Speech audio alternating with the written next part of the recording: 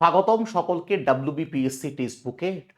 West Bengal public service কমিশনের আইডিও অর্থাৎ industrial development officer, যার ইন্ডিকেটিভ নোটিফিকেশন 2024 সালে এসে গেছিল, তার বিজ্ঞপ্তি কবে আসবে এবং সেই বিজ্ঞপ্তি খুব শিগগিরই আসছে, বা এখানে কীরকম পরীক্ষা হয়, সিলেবাস কী থাকে, এক্সাম প্যাটার্ন কী থাকে, এজ ক্রাইটেরিয়া কী আছে, আর এলিজিবিলিটি কী আছে।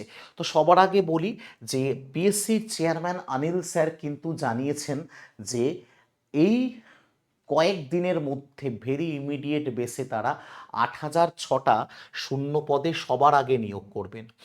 8,006টা শূন্য পদে নিয়োগ করবেন এবং সেখানে কিন্তু পিএসসি খুব শীঘ্রই বিভিন্ন দপ্তরে বিপুল সংখ্যক নিয়োগ করতে চলেছেন এবং সেখানে বয়সের ছাড়ও থাকবে। এবং এই 8,006-এর মধ্যে আমি আবার বলছি, যার ইন্ডিকেটিভ নোটিফিকেশন আমরা দেখেছিলাম কবে এসেছিল, 2024 সালের 12ই ডিসেম্বর এসেছিল।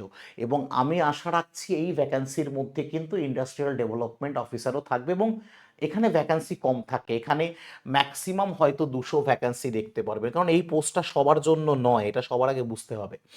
এই পোস্টটা সবার জন্য নয়, 200-র বেশি ভ্যাকান্সি আমরা দেখতে পাবো না। ইন্ডাস্ট্রিয়াল ডেভেলপমেন্ট অফিসার কোথায়? Director of micro small medium enterprise under the micro small medium enterprise and the MSME, আসলে textile department, government of West Bengal. এখানে হিউজ পোস্ট কখনোই থাকে না। আমি যদি আইডিও সম্পর্কে তোমাকে একটু বলি, যে আইডিও হওয়ার জন্য কি দরকার, যে কোনো যে কোনো বিশ্ববিদ্যালয় থেকে গ্র্যাজুয়েট হলে হবে, অথবা অথবা যদি তোমার ইঞ্জিনিয়ারিংয়ের ডিপ্লোমা থাকে, ঠিক আছে। বিটেক হলে তো গ্র্যাজুয়েট হয়ে গেল, ডিপ্লোমা থাকলেও কিন্তু আইডিওতে বসা দেয়, অর্থাৎ গ্র্যাজুয়েট গ্র্যাজুয়েট অথবা ডিপ্লোমা। এখানে এক্ষেত্রে কি দেখো, বয়স দেখা কি যাচ্ছে 21 থেকে 39, এটা পুরনো নিয়ম অনুসারে, কিন্তু এখন নিয়ম অনুসারে কি স্যার, এটা হবে 44 বছর, 5 বছর বাড়বে। এবং এক্ষেত্রে যদি আমি দেখি ওবিসির ক্ষেত্রে, কিন্তু ওবিসির ক্ষেত্রে সেটা হয়ে যাবে 47 বছর, এবং এসসির ক্ষেত্রে বা এসটির ক্ষেত্রে হয়ে যাবে 49 বছর, ঠিক আছে। এবং এখানে না একটা পাস মার্কের পার্সেন্টেজ আছে, জেনারেলের জন্য 40%, ওবিসির জন্য 35, এবং এসসি অথবা এসটির জন্য কত, 30%, ঠিক আছে। ওকে, এইবার এর ফার্স্ট স্টেজ কি আছে? ইন্ডাস্ট্রিয়াল ডেভেলপমেন্ট অফিসারের ফার্স্ট স্টেজ আছে লিখিত পরীক্ষা। লিখিত পরীক্ষার পরেই আছে কিন্তু ইন্টারভিউ। হ্যাঁ, এখানে যেহেতু এগুলো র্যাঙ্ক একদম অফিসার র্যাঙ্কের চাকরি, ঠিক আছে, সেক্ষেত্রে 100টা প্রশ্ন থাকবে। সেক্ষেত্রে সব থেকে মজা, এখানে কোনো নেগেটিভ মার্কিং নেই, কিন্তু দুটো সাবজেক্ট আছে, দুটো সাবজেক্টের মধ্যে খুব টুইস্ট আছে। কীরকম কীরকম টুইস্ট আছে? সময় থাকে 1.5 ঘন্টা, যে এখানে না থাকে জিকে আর অঙ্ক। জিকের মধ্যে ইতিহাস, ভূগোল, সায়েন্স ভীষণ ইম্পর্টেন্ট, ইতিহাস, ভূগোল এবং সায়েন্স। তাছাড়া কি, অর্থনীতি এবং বর্তমান ঘটনা, ভারতীয় অর্থনীতি, কারেন্ট অ্যাফেয়ার্স। বাট যেটা সব থেকে বেশি লক্ষণীয়, স্পেশালাইজড নলেজ কিন্তু এখানে দরকার, এটা তোমাকে পড়তে হবে, যেখানে ইন্ডাস্ট্রিয়াল ডেভেলপমেন্ট, এমএসএমই এন্টারপ্রাইজ, পশ্চিমবঙ্গের বিভিন্ন প্রকল্প, নতুন প্রকল্পই জানবো, পুরনো প্রকল্প জানবো না, সেগুলোকে প্রশ্ন আসবে। 75 প্রশ্ন এই জিকে থেকে আছে। আর অঙ্কের মধ্যে যদি বলি, ম্যাথসের কথা বললে অঙ্কের যেমন অ্যারিথমেটিক সমস্ত কিছু থাকছে, তার পাশে কিন্তু রিজনিংয়ের এই পার্টগুলো থাকবে। কোন পার্টটা? Series, analogy, logical reasoning, data interpretation. হ্যাঁ, রিজনিংয়ের একটা পার্টও কিন্তু এর মধ্যে থাকছে, ঠিক আছে। আচ্ছা, তো সব থেকে বড় কথা যে আমরা যদি দেখি 75-25 রুল, যেহেতু পরীক্ষায় 75% জিকে রয়েছে, তাই সাধারণ বিষয়ের পাশাপাশি পশ্চিমবঙ্গের শিল্প, এমএসএমই এবং সরকারি প্রকল্প, এই পার্টটাই গেম চেঞ্জার, পরিষ্কার।